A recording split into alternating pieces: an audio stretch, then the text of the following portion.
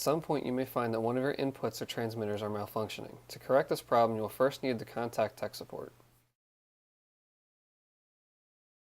Tech support can be reached by phone at 609-406-0073, by email at techsupport@reesscientific.com, or by filling out this form at www.reesscientific.com/support. This may result in a visit from a Rees technician, but in the meantime, you may want to disable your malfunctioning input in the workstation. This video will show you how to do that.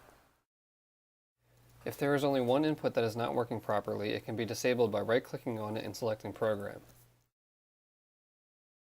From there, change what it reads to Unused.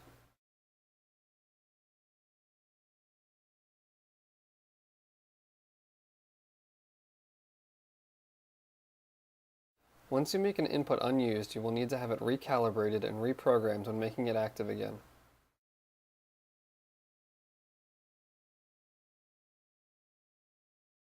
If a transmitter and all inputs connected to it are not working properly, you will have to make all of the inputs unused.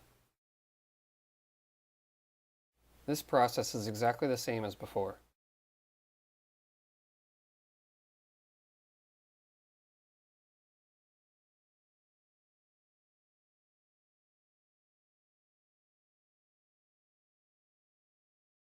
Once all inputs associated with the transmitter are made unused, you will notice that the COM watch and battery watch icons for that transmitter will no longer be visible.